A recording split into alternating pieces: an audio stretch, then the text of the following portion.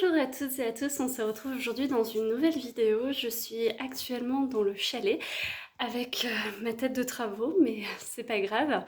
Je tenais à vous partager aujourd'hui quelque chose notamment pour les femmes. Le titre de la vidéo c'est bricoler quand on est une femme, c'est possible. Je vous explique pourquoi. Si vous avez suivi les dernières vidéos, vous avez pu voir qu'on a eu un souci au niveau des fenêtres, c'est-à-dire que pour installer une fenêtre, pour ce modèle-là de chalet, il faut installer un cadre en bois et ensuite venir mettre dans ce cadre en bois la fenêtre. Et Chalet de Jardin a oublié de tailler le madrier.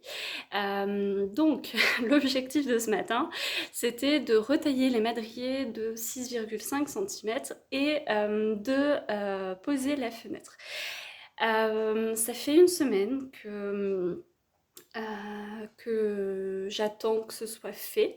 Non pas que la personne avec qui je partage ma vie fait rien à la maison, bien au contraire, on a été occupé sur plein de choses, mais je ne m'autorisais pas à réaliser cette tâche parce que je me sentais pas capable. Donc, parce que quand on est une femme, on a plein d'injonctions, quand on est un homme, on a plein d'injonctions, mais surtout quand on est une femme, on se pense pas capable de faire certaines choses dites réservées aux hommes. Depuis 3 ans, je fais des chantiers participatifs. Donc c'est-à-dire que je vais chez les gens pour apprendre à utiliser des machines, des scies, porter du bois, couper du bois. Et ça déjà, ça a été un premier pas d'expérience pour me dire que oui, je suis capable. C'est pas parce que je suis une femme que je ne sais pas me servir de scie, que je ne peux pas apprendre à me servir de scie. Et ce matin, je me suis dit, je suis toute seule. Donc je me suis dit, allez, je m'attaque à cette partie-là, même si je m'en sens pas capable. Pourquoi je m'en sentais pas capable? Alors, je vais vous emmener avec moi. Donc là, je suis dans le salon.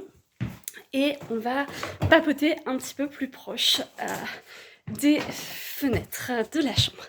Alors, ce que je vous expliquais, donc ça, c'est une fenêtre qui est correcte. Donc là, on a... oups, non, j'ai du mal. Bon, bref, autour, je n'y arrive pas. Ici, on a le cadre en bois. Donc juste ici, je vais vous faire voir. Donc ici, on a le cadre en bois, là également, sur laquelle est venu, enfin où on est venu poser la fenêtre. Ce qui se passe ici, alors je vais prendre un petit peu de recul, est-ce qu'on va voir? Oui, on voit juste là que je suis en train de retailler le madrier, comme je vous expliquais, à 6,5 cm de hauteur parce que on ne pouvait pas mettre et le cadre et la fenêtre. C'est la même chose de l'autre côté, donc je vais vous faire voir. Alors, hop, on va se mettre ici, je pense qu'on va voir. Cette fenêtre a le même souci, c'est-à-dire que là on a fait un système provisoire pour fermer la maison, mais il manque le châssis de la fenêtre, enfin le contour de la fenêtre, donc il faut retailler le madrier. Et ce matin, je me suis dit, je ne peux pas, enfin depuis 10 jours, je me dis, je ne peux pas faire. Pourquoi je ne pourrais pas faire? Les croyances, voilà, je me réinstalle, les croyances que j'avais, c'est que alors, d'une part, il faut tailler le madrier. Donc, le madrier, je vais vous refaire voir quand même, tout de même. Je vous fais voyager. C'est une double paroi, donc comme vous le savez si vous avez suivi les vidéos, de 4,5 cm. Est-ce que vous allez voir? Non. On va se mettre comme ça. Donc c'est cette épaisseur-là, x2 à tailler. Donc je me suis dit, la première croyance limitante que j'avais, c'était... il faut de la force. Il faut de la force pour tailler ce madrier. Je vais m'installer. Alors, du coup, la première croyance limitante que j'avais, c'est il faut de la force pour tailler ce madrier. Que je n'ai pas puisque je suis une femme. Avec des gros guillemets, on s'entend, c'était mes croyances ce matin. Ensuite, il faut utiliser une machine que je ne connais pas, qui est un outil multifonction, que je ne savais pas utiliser. Ça, c'est la deuxième croyance. La troisième croyance que j'avais, c'est que pour faire fonctionner les machines, comme je vous avais expliqué, on ne sait pas faire raccorder un compteur provisoire EDF pour pouvoir économiser de l'argent. On a acheté, est-ce que vous allez voir? Oui, ce groupe électrogène. Sauf que ce groupe électrogène pèse son poids et qu'on le rentre dans la maison pour bien sûr sécuriser et fermer le tout. Donc, La troisième croyance limitante que j'avais, c'était je ne peux pas porter ce groupe électrogène toute seule pour le sortir de la maison. Donc ça c'est la troisième croyance. La quatrième croyance, c'est que je ne sais pas ouvrir les fenêtres, retirer les fenêtres. C'est-à-dire que les fenêtres ont un système, je regarde si j'en ai une à disposition, non, je ne vais pas vous faire revoyager, mais c'est des fenêtres qui sont assez vieilles je pense en termes de modèle. Et en fait, c'est un système que je ne connais pas, c'est pas juste, comment on appelle les systèmes pour emboîter les fenêtres, je ne sais plus, les gonds, voilà, c'est ça, ce n'est pas des gonds habituels. Donc j'avais la croyance que je ne sais pas retirer les fenêtres. Donc, je pense que cumulé, on a un niveau de 5 croyances limitantes qui est je n'ai pas assez de force, je ne sais pas retirer les fenêtres, je ne sais pas utiliser l'outil multifonction, je ne suis pas en capacité de sortir le groupe électrogène toute seule, donc ça doit faire 4, peut-être qu'il y en avait 5, je ne sais plus. Et là, alors, il est à 10h15 actuellement quand je tourne cette vidéo et ça fait 1 heure que je suis arrivée à la maison. Et en fait, je suis en train de tailler moi-même les madriers. Et en 1 heure, j'ai réussi à débloquer des croyances qui me bloquaient depuis 10 jours. Et c'est pour ça qu'aujourd'hui je voulais vous partager ça avec vous, surtout si vous êtes une femme.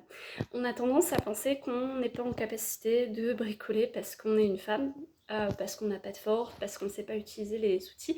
Mais en fait, on a toutes les compétences en nous ou autour de nous. C'est-à-dire que là, clairement, ce que je suis en train de faire, ça me prend beaucoup plus de temps que si c'était mon compagnon qui l'avait fait. Je pense que je vais en avoir pour la matinée pour peut-être faire un madrier sur les 4 parce que j'en ai 4 à faire. Je suis en transpiration parce que ça me demande beaucoup de force, beaucoup d'énergie, mais je le fais. Et la gratitude que j'ai envers moi-même d'avoir osé débloquer, et ce que j'ai envie de vous dire aujourd'hui, c'est d'oser aussi. C'est de mettre en place les actions pour lever les croyances. Là, on est focalisé sur la maison, mais si on ne sait pas utiliser une machine, par exemple, on peut regarder des tutos YouTube, on peut essayer s'entraîner sur du bois, et c'est pas grave en fait si ça prend plus de temps. Le chemin est plus important que le but. Oui, j'ai envie ce soir d'installer mes fenêtres et d'arriver, mais la satisfaction que j'ai à avoir réussi à faire ça toute seule, ça me fait grandir et c'est ça qui est chouette, c'est ça l'expérience. Et tout ça, en fait, ça s'applique dans tous les domaines de notre vie, en fait. Quand je suis partie bivouaquer pour la première fois en tant que femme, j'avais plein de croyances limitantes de je vais me faire agresser, je sais pas monter une tente, je peux pas porter un sac lourd avec le matériel. Et en fait, et ce que j'avais envie de vous partager aujourd'hui, c'est ça, c'est de petit à petit sortir de sa zone de confort et d'oser. Parce que là, la seule chose que j'avais à perdre ce matin, c'était c'était mon temps, parce que si j'arrivais pas, je pouvais essayer de trouver des solutions en demandant à des personnes ressources qui seront majoritairement des hommes, en tout cas pour le bricolage dans mon entourage. Mais voilà, le fait qu'on m'explique ok, cette machine là fonctionne comme ça, ou tu peux faire comme ça, ou tu aurais pu te simplifier la vie comme ça. Et le pire du pire, si je n'y arrive pas, c'est j'ai rien à perdre puisque je suis arrivée ce matin, les madriers n'étaient pas coupés. Et là, le seul risque que je peux avoir, c'est de repartir ce soir et que mes madriers ne soient pas coupés et que mes fenêtres ne soient pas installées. Donc je reste au même niveau. Et le risque, surtout le plus grand, c'est d'apprendre quelque chose et de monter en compétence et de se sentir, de prendre confiance en soi, d'augmenter l'estime de soi. Et voilà, je voulais vous partager ça aujourd'hui, c'est un peu en dehors de la vidéo, mais c'est des choses qui me tiennent à cœur. C'est, voilà, si on doit retenir une chose, c'est que, bah oui, c'est pas parce qu'on n'est qu'une femme qu'on ne peut pas faire des choses, et il faut juste oser. Oui, ça va prendre peut-être plus de temps, oui, on va galérer, peut-être qu'on va se décourager, ce que je fais, c'est pas parfait, je vais devoir me rattraper à plusieurs endroits, mais c'est ok, ça me prend de l'énergie, ça me demande beaucoup de force. Mais ce soir, et déjà à l'instant T, je serai en gratitude vraiment infinie de m'être autorisée à essayer à sortir de ma zone de confort et à le faire. Voilà, c'est tout pour cette vidéo. Il n'y aura pas de vidéo pendant les 15 prochains jours, ou en tout cas pas sur le chalet, puisque je pars faire le tour du Mont Blanc. ça va être une nouvelle sortie de zone de confort avec du bivouac, hein, comme sur Saint-Jacques, mais de l'altitude et des montées, un gros dénivelé. Ça va être un nouveau challenge. Et ensuite, après ça, je pars à l'EoFest, qui est un festival alternatif organisé par Eotopia, qui est un écolieu qui prône l'économie du don. Donc voilà, je vous partagerai peut-être des vidéos là-dessus. En attendant, je vous souhaite une belle journée et sortez de votre zone de confort. À bientôt.